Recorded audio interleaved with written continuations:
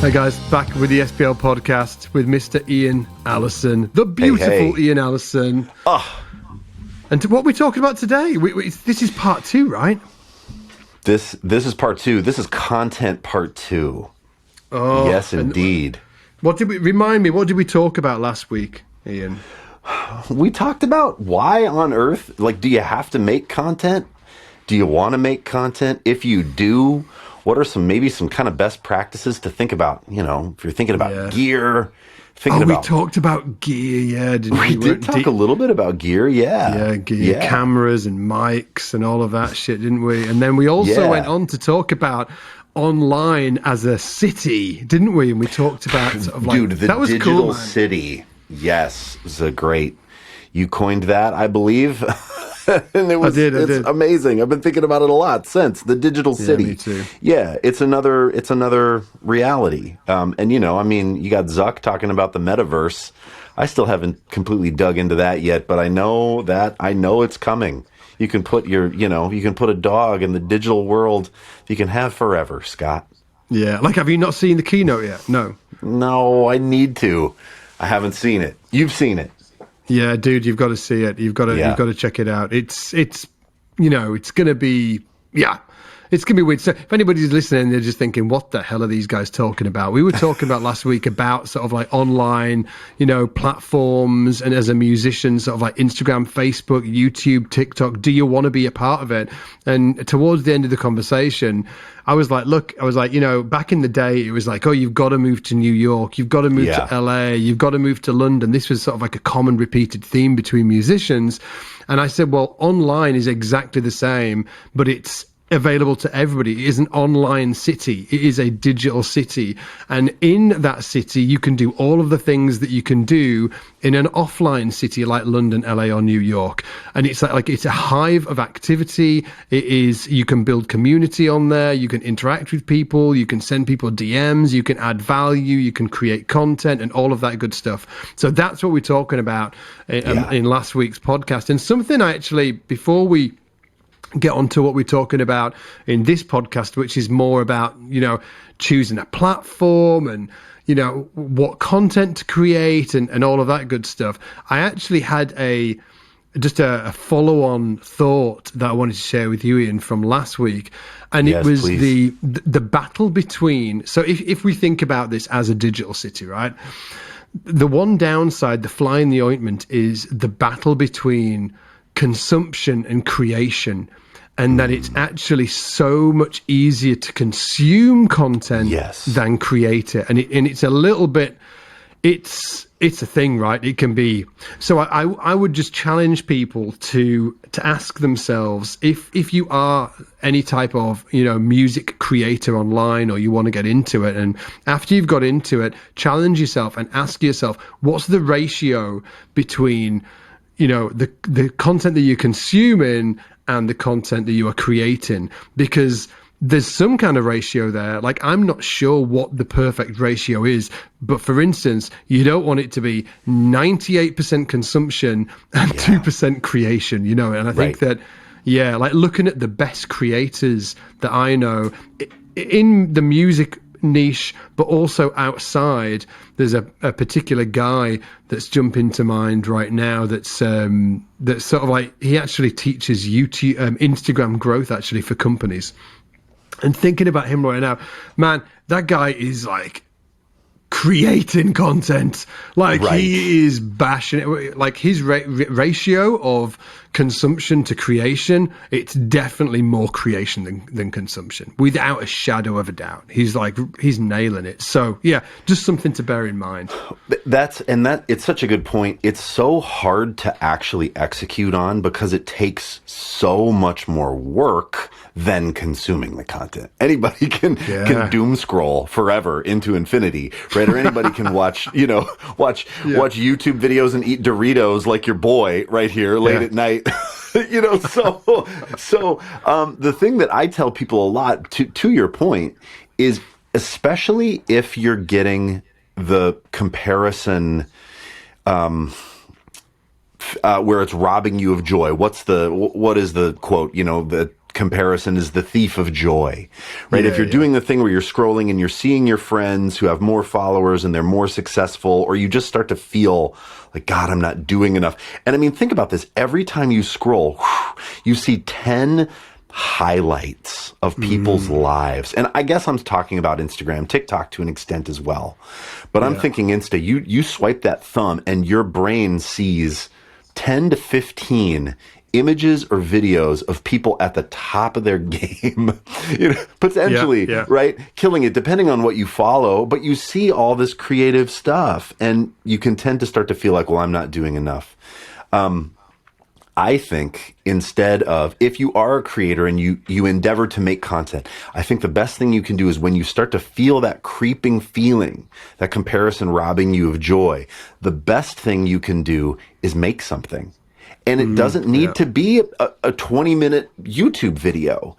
It could be your phone in front of your face and you just talk about something for a moment. Or you could point the camera at your pedals or your bass or your dog and take a picture and put a fun thing in it and then post that. I find that whenever I make something, it really helps to alleviate that feeling that I'm not doing enough.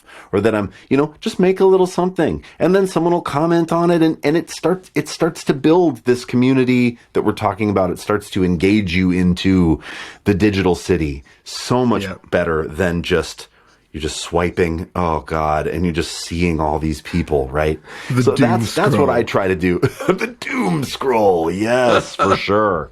Specific to Insta, I mean, I think there are a lot of people that consume YouTube that aren't creators and have no intention to be. And I think that's fine. I think people treat YouTube, like you've said before, Scott, like a search engine and also just like television. Like, people just watch YouTube like they would watch TV. And I think that's fine.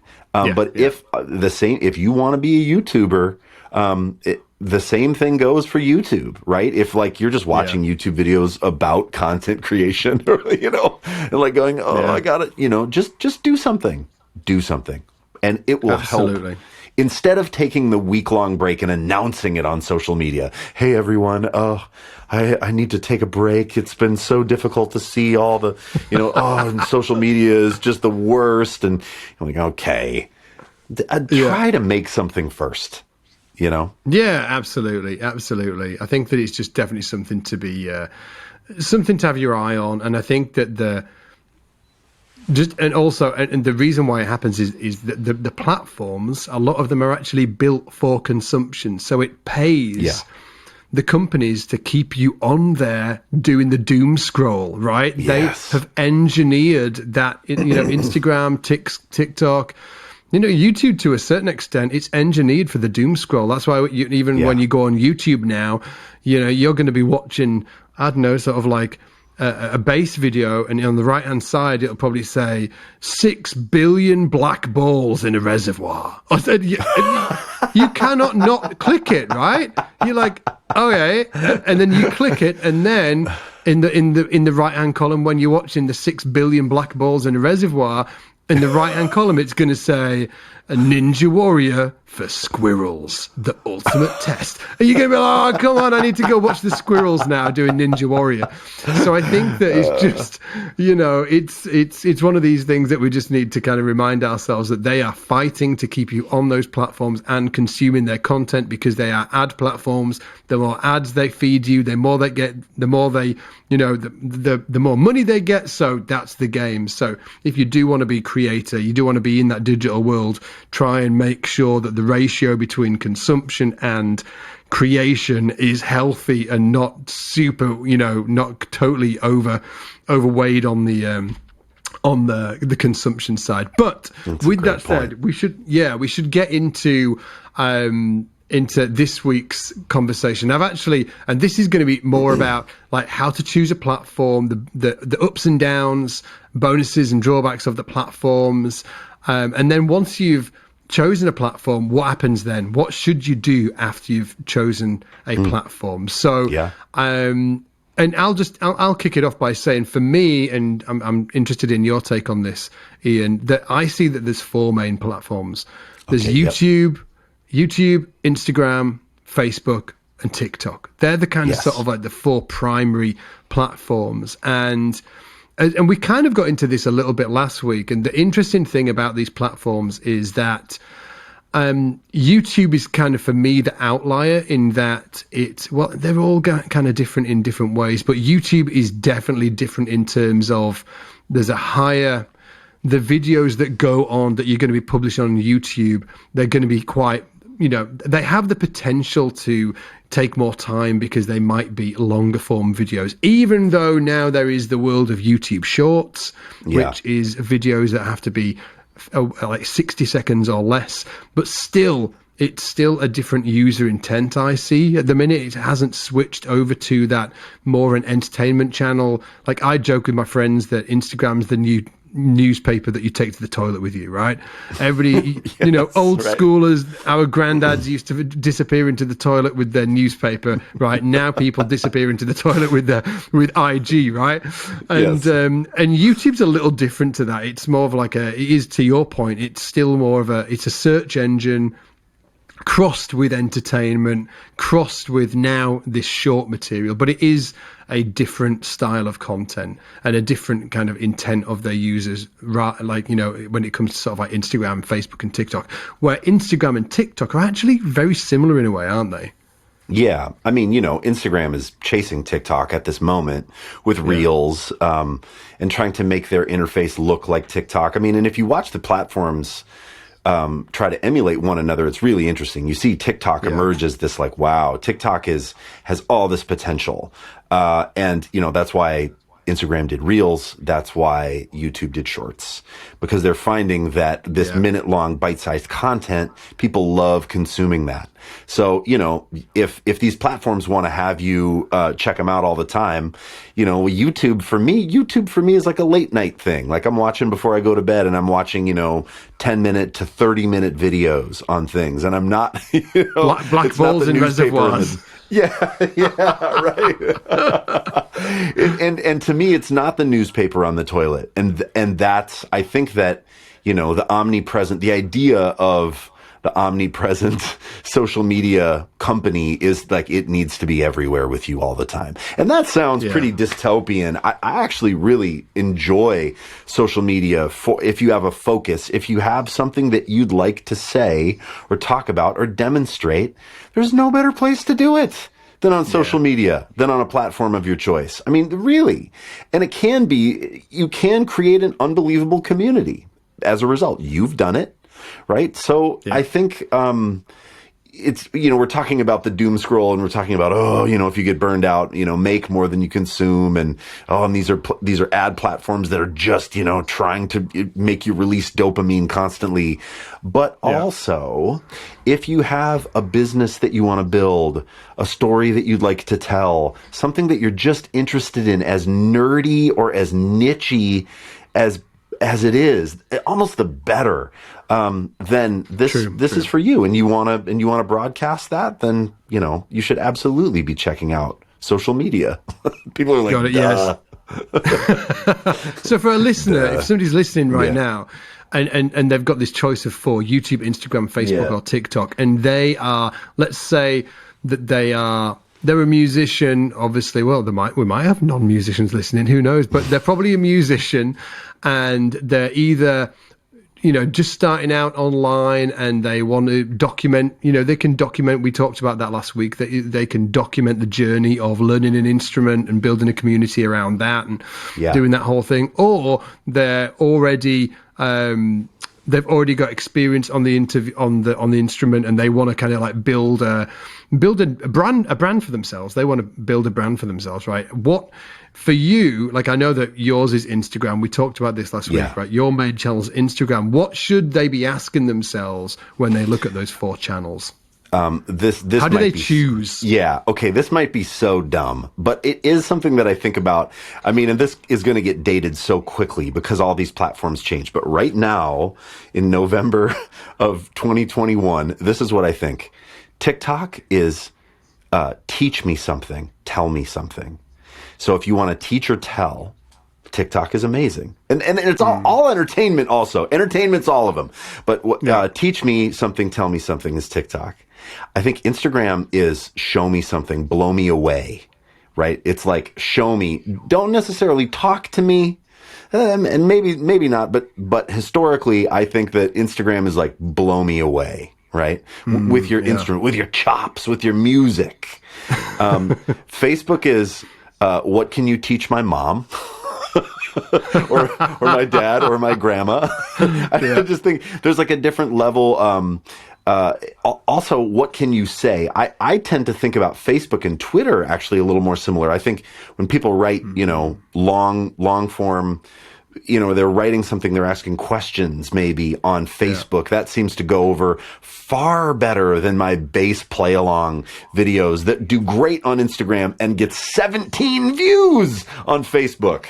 Really? Is that? And wow, then I think too that YouTube is all of the things in a more of a long form package, right? It's show me, teach me, blow me away. It's like the culmination I see of all of these things maybe put together in a, if you're like, man, I cannot wait to dig into this 15-minute video every week and make this for my audience. The thing that I'll say, and I wonder how you feel about this too, is that if YouTube feels daunting to you, like it sort of always has for me. Now, I make YouTube content for SBL, but that's edited typically by an incredible team of editors, like what's up, Connor? What's up, Sharon?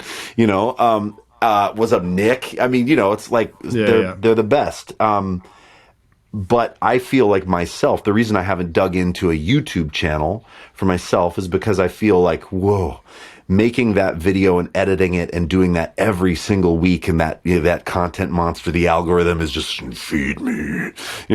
I find that making something for Instagram feels more doable, and I will do it more often because I like it. And my whole thing with Instagram was I'm gonna show you something. I'm not necessarily gonna blow you away, but I'm gonna show you something, and then maybe I'll talk about it in a caption, or I'm gonna talk about it in stories. But I'm gonna show you, and maybe I'm gonna show you what I love, and maybe you'll come along. And that feels like Instagram to me versus YouTube, where it's all of the things, it's all of the platforms sort of combined. I don't know. Does that resonate with you at all? Yeah, totally. Yeah, like YouTube it seems a little bit of a beast, especially if you're starting out. It just seems so hard to get any sort of like foothold in there. Because I guess it's a more mature platform, whereas Instagram and TikTok, I guess that with those as well, Instagram and TikTok, because of the social element that's built in, you can DM each other. It's more sort of like it's more interactive, where that's not necessarily happening on YouTube.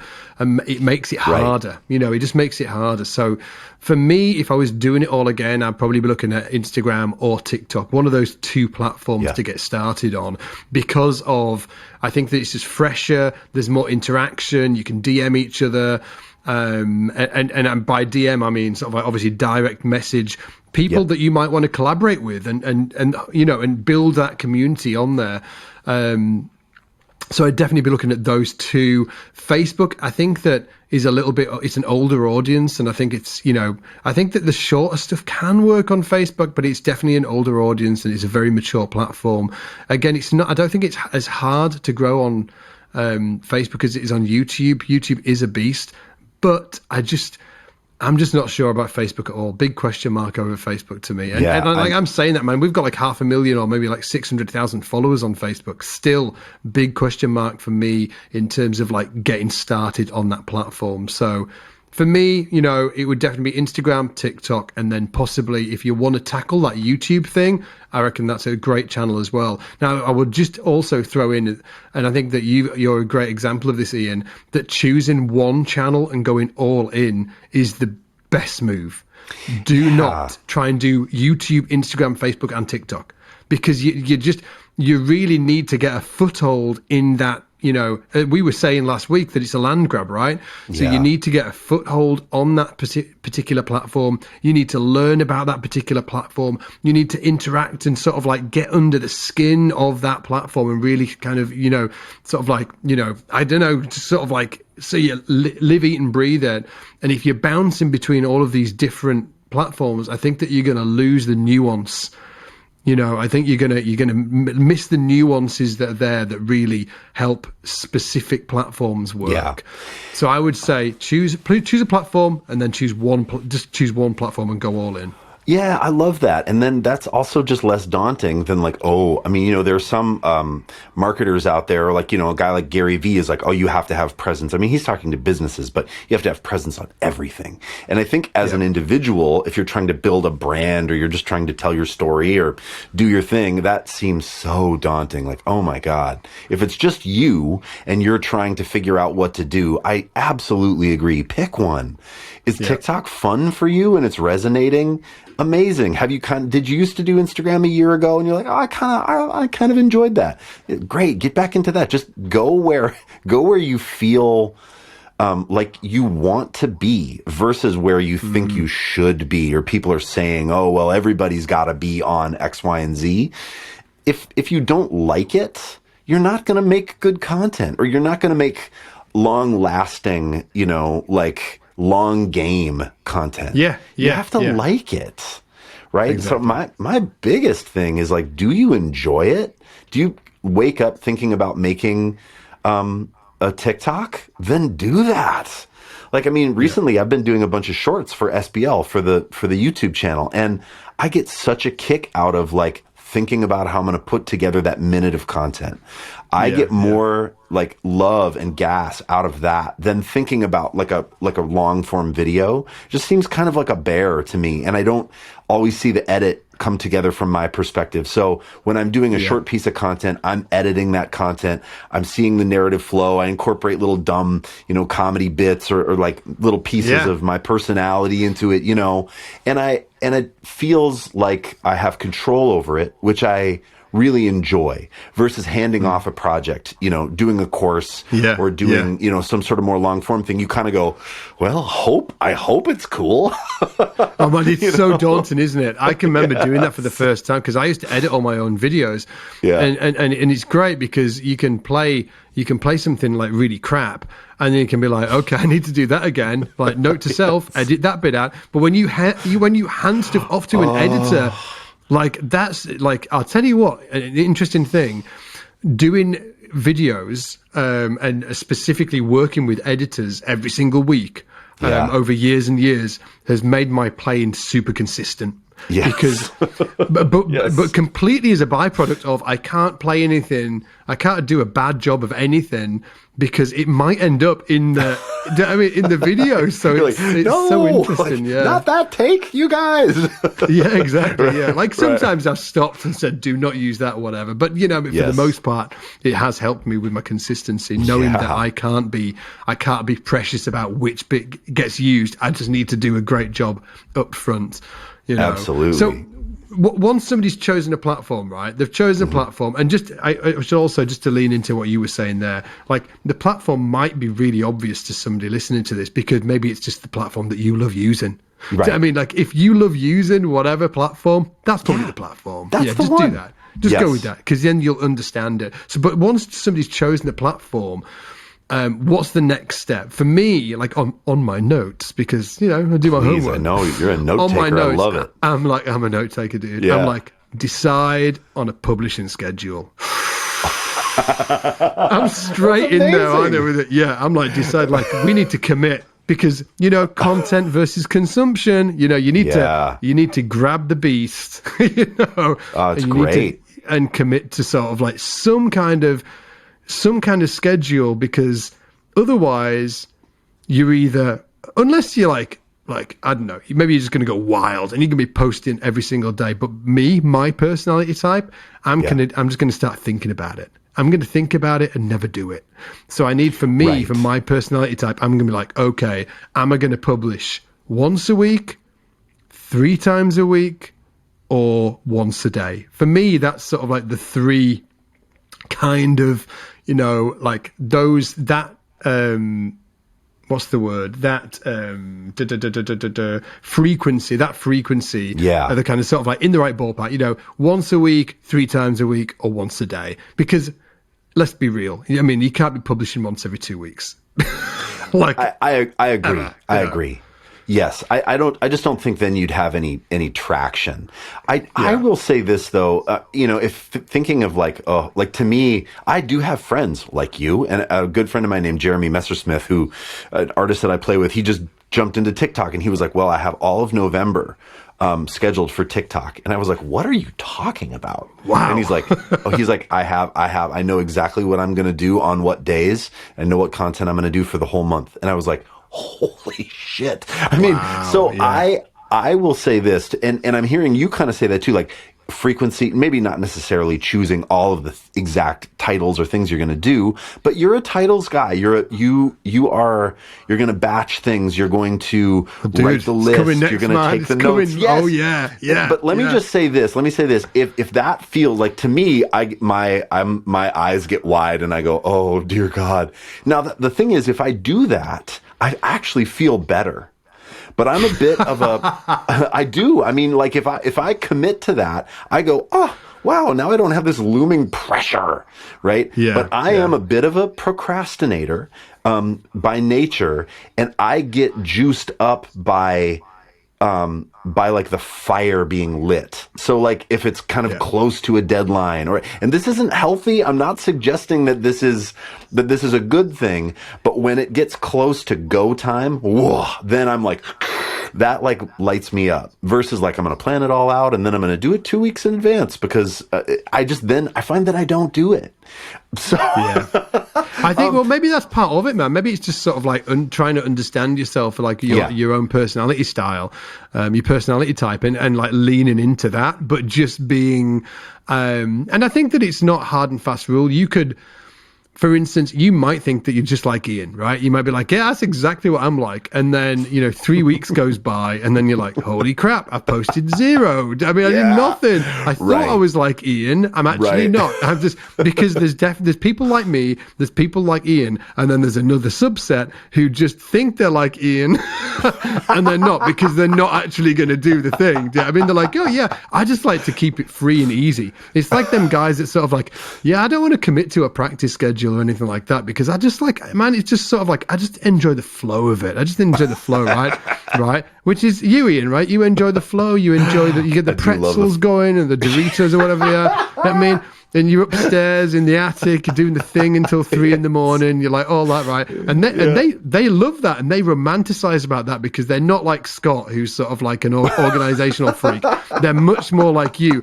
But again, there's a subset. They think I'm talking to whoever's listening to it. You know who you are, right? You think you're like Ian, but the fact is that you're not, and you just don't do it. You just don't do it. Yeah, I mean, that's definitely the danger. Here's the thing I'll say. Okay, so you have these two kind of, we're kind of presenting these two diametric sides. The thing for me that makes me do it is I like it. So if I don't like something, I'm not going to do it. And so for me, when I start thinking about making a piece of content, I have to get excited about the content. I really struggle with like making a video that I don't believe in, or not even that because I've never made a video that I don't believe in, but something that I'm just like, I don't know. Like, so for me, if I'm doing a play along or something, just a real like down drilled in example, if I'm playing along to something that I've played, or even something that I haven't played, if it's just a song that came out that I love, I'll hear something and I'll get excited. That excitement, that feeling for me is the like ping. Oh, this is something that I need to talk about and to post about. This is the thing, right? That's the thing that makes me want to do it. So if you're going, oh, what do? I don't even know what makes me excited. I would say, if you want to do some bass playing on social media, listen to some music. What is exciting you? Is it a technique that you want to talk about? Is it a sound? Is it a line that you heard over this tune? Like Scott, you were talking about linear lines in this 10-day challenge, and you use that phrase a lot, like linear lines. And I was like, man, I want to even just a video about what that even means. I mean, I know that it means not intervallic, not skipping, like it means connected, I believe, right? But like, that's something that you say a lot and play a lot and talk about. So that to me is the tell that that's content that you would like to make potentially. Oh yeah. And so What is it for you, faithful SBL podcast listener? What is it for you that makes you excited? And then if you're at all like me, chase that. That's that inspiration that is going to lead to authenticity and people going, oh, wow, what's this person doing? Yeah. Well, that's kind of like on my next sort of like of my list. It was like number one was like choose a platform. Yeah. Number two was just like decide on what you'd like the publish schedule to be. If you're like me, decide if you're a free flower like Ian, like free flow, and if you're in that subset that think you like Ian but you're not, you're gonna have to schedule it to keep yourself accountable. And then the third thing is actually like planning out content. Like what type of content do you want, and just planning it out, instead of thinking about just sort of like one piece at a time, just like thinking like broadly speaking, what kind of things could you do? Play alongs, for instance, like you were talking about, like effects based stuff, like whatever it is, but just sort of like plan it out ahead of time. So you can and you can go as nerdy as you want on this, like, and it depends on if you've got all day to do it, like cool, right? But if you've got sort of like if you've got limited time, planning your content out is going to reduce the time it takes to actually create it, So true. And it's just gonna help you, sort of like see, because you might want to, for instance, post different things, and you might want to say, for instance, you might want to do like every single week you might want to do like a play along, you might want to do something based on effects, and then you might want to do something where you're teaching something, right? And you might want to sort of like have that as your schedule, so you'll have to plan that ahead of time, and it'll just remove, I find that it removes anxiety. I find that if I don't know what's coming, I feel like I'm walking down, like I'm walking around without a map. I need a map to look at. So I'm like, I've got this map and I'm looking at the map. I can take this route. I can take this route. And what I'm talking about here is I can record that first or this first, or I could do. But if I've got nothing, I feel like I'm walking with a blindfold on, and I'm just sort of like seeing what's right in front of my face. And I think that just planning your content out really helps. And then the fourth thing that I wanted to mention is actually batching your content. And I think that this really will help people that are, they've got limited time, but also it just helps you just get through it so much faster if you batch it. Yeah. Like, do you batch now? You do, don't you? Because you've sent me looms and you're like, today I'm going to do this, I'm going to do this, I'm going to do this. Like, does that normally work out? I'm getting better at batching, like getting a, and if you don't, I'm assuming people know what that means, but that just means it's hard to set up all of your stuff to make content, right? Maybe you're setting up a camera, maybe you're setting up a light. And if you've done it a bit, you'll know that, oh my gosh, if you have to tear that stuff down and set it up every time, or redo all the cables for your audio stuff, that process is going to drain you. Yeah. So the idea of batching content, meaning maybe you're going to make 3 TikToks. And maybe you're not even going to edit all of them. My problem with batching, and my wife is like, you got to stop doing this, is when I'm in something, I want to stay in it. So I will make the video, and then I want to go in and watch it, mix it, edit it, do the notes, send it to where it needs to go, and be like, click it off the list. But I find that I am more productive if I'm going to just record everything. I got a couple of different shirts, I'm going to play a couple of different things, right? And I get it all done. And then I move on to whatever the next phase is. If I'm editing, then okay, I'm going to dig into all of that stuff at the same time. Or if I'm sending it all via, some kind of file transfer thing to SBL, for instance, then I'm going to watch the content, make the notes, do the file transfers, deal with the hard drive stuff. But what takes more time, right, is seeing something to completion. Because that's not batching. But I find that's where I want to be in it, because that's what gives me the feeling that I crave. But anyway, I'm working on my batching, and I agree. Everybody, try it.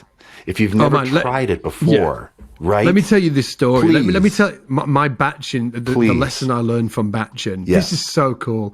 And honestly, I don't think I've ever managed to do this ever since I did it last time. Maybe I should try that. Yeah. I should actually try that. Do you know when you like look back and you're like, oh my God, why am I not doing that anymore? Anyway, here's the story. So way back in the day when the SBL was just me, and you know, if you remember that story, I was naked, you know, just me and my computer. If you guys are wondering what I'm talking about, you have to go listen to the past podcasts to find out about me building SBL naked. But anyway, so it was just me, the computer, and nakedness. And I was doing all the videos. Thankfully, the videos weren't naked. I was doing all the videos and editing them myself. And I was doing one video, you know, like planning it out, doing the video, and then I'd make the video, then I'd edit it, then I'd upload it, then I'd be like, what am I going to do next, right? And then I watched this video on batching content, and it was like, look, you need to, and this was back when there wasn't that many people doing it, right? Now everybody's talking about batching, but back in the day they weren't. This one video was like, batch your content, it'll make you much more efficient, and ultimately it's going to be more enjoyable and better for it, right? I was like, okay, I'm going to give this batching thing a go, and I thought, well, I'll get a videographer to come round, so I'm not worrying about that side of it. Yeah. And I can just deliver the lessons. So check this out. So what I was doing previous to that is I was probably I think I was releasing like one video every week on YouTube. Yeah. And that video would probably take around a day to a day and a half to complete. Yeah. Day to a day and a half to complete. And you know that day and a half. Edit it. Yes. That day and a half's obviously normally like 2 days, right? So that's how long it would take, right? And so I just went ham. I was like, okay, I'm gonna start really planning this stuff out. So I planned 14 lessons, and I booked the videographer for 2 days, and he came around my house, and I did 14 YouTube lessons over 2 long days, like probably like 8-hour days. Man, wow. But I did all of the planning up. So to plan it all probably took, honestly, about a week to plan it all. Of course, you know, to write it and to... Yeah, maybe a little longer, but let's say about a week. And then to film it all took, so let's say 6 days. Let's say it took 6 days to plan it all out. And then it took 2 days to film it all. So it took 8 days to do 14 weeks of content for YouTube. Right. Oh, and then it was like a bit of a mind-blowing moment afterwards. And I can remember when I started publishing them, I was like, well, what do I do now? I've just got all of this time, because I was like, what am I going to make the video about? That was like a day thinking about it. Then I'm making it. That's like a day and a half, 2 days. Dude, yes. So I essentially just got like back so much time. It was frightening. And ever since then, I was like, oh, I need to batch this stuff. Because what would it have looked like? So like, let's say So let's say half a day thinking about what the content is, and then a day and a half doing it, right? So that's 2 days. So I did, so normally it would have taken, if it was 14 videos, it would have taken me 28 days to produce 14 videos. Probably more actually, but let's say 28 days, and that reduced down to 8 days. Yeah. So I basically got 20 days back. 20 days. It was bonkers. That's crazy. I mean, so now when you do, I mean, now you have more things on your plate. But what is so if people are thinking there's no way, like I'm thinking like, oh my God, making like 14 videos. I do love the idea though of having someone film it, because I find that for me, thinking about the tech aspects of it is like a barrier to doing it. I like the idea of having a deadline. You're going into a studio, someone's coming over, and you just have to do it. It's always easier to be like, oh, I got to think about this, and I got to get that camera set up. And I like that idea. But to someone who is thinking, I don't know that I even want to try to do that many YouTube videos in that amount of days. What are you doing now? Like when you go into the studio with Alan, what do you try to get accomplished in a day? I'll do like 3 or 4. Yeah, three more often. If anybody's wondering why, it's because YouTube's become more complex, basically. Or maybe that's just maybe I'm just sort of like spouting bullshit at myself here. And I'm just sort of like, it's an excuse. But I have done 5 or 6. But for me, it's the planning of it, the plan of it in and around all of the other stuff I'm doing. It's really hard to actually plan like 10 YouTube videos, because I can I can film 5 YouTube videos in a day. Easy, especially when there's a videographer doing it. Easy, no sweat at all. But it's the planning of 5. That's the key thing. So, and maybe I just need to sort of, mull over that for a while and figure that piece out. And obviously, and we've talked about this, sometimes you can put like them, the albums that changed bass, like the amount of work that went into that was incredible, wasn't it? It's insane, isn't it? Like days and days and days and days. So, and then we thought about reducing down the I guess the deliverable on the end. We were like, well, does it need to be all of the tracks on that? No, we probably need sort of like 2 or 3, and then and that's all we're doing really, is highlighting some great tracks on the album. So that there is always ways and means of kind of like reducing the time down and the planning as well. So I'm kind of speaking to myself here, where I'm thinking I could be a lot better at planning. I could be a lot better at planning. Same. Yeah, for sure. Yeah. And I think too, like, if you batch a bunch of content, then as you put it out, you kind of start to see what resonates the most. You start to see trends in what you do. You start to go, the next batch, I'm going to do this differently. Yeah, right. Yeah. And if you're always just in make one, put it out, make one, put it out, I feel like you have maybe a little less insight into where you are at that particular time. Right. But if you kind of have like, oh yeah, that's when I did that big batch, it kind of helps you see a little more of your trajectory. And I think that is really invaluable. I think, thinking about this like, well, you're going to have it all figured out from the beginning. You're not. I mean, if you look at my old videos that I did on Instagram from 2 or 3 years ago, Scott's videos that he did at the beginning of SBL, they're different than they are now. Yeah. Right. Yeah, and you learn a lot through the process. And so part of it too is just start doing it and just know, like, even if you're thinking, oh, I don't know that I want to batch because I want to get better at it, so I want to publish and then see results, and it doesn't. You will learn so much from any process that you do. You just do have to do it. So, 100%. And I think that maybe you don't want to batch straight away, because maybe you're just experimenting with lots of different styles of content, and maybe you just want to sort of like release yourself from that pressure and just say, hey, I'm going to try and publish sort of like, maybe 3 times a week, and I'm going to experiment with different styles of content and see what resonates with the audience, see what resonates for you, and all of that good stuff. And then once you've found a little bit of traction and you feel like you've got a bit of pace, then you can be like, okay, let's get real about this. Let's do some planning. Let's batch the content and make things a little more efficient, so it's not sucking up all of your time. Dude, yes, I'm going to have to bounce in. I'm just looked at the time. I'm like, I'm going to have to do it. If anybody's like, I'm on dad duty. I'm cooking tea tonight. That's great. No problem. That's great. Dudes, thank you so much for listening to this podcast. Obviously, make sure that you subscribed on Spotify and iTunes and all of the places that we put the podcast. We absolutely love you guys tuning in every single week. We really, really appreciate you. And I say every single week, we talk about it every single week, and we're like, wow, the podcast, we get so much great feedback about the podcast. Oh, I know. It's so fun. Thanks for everybody who's chiming in and, talking to us about what you liked, giving us suggestions. Sometimes when we ask these, like esoteric questions too, people are chiming in and answering, sending me DMs like, oh, have you checked this book out? And I just know that I love that.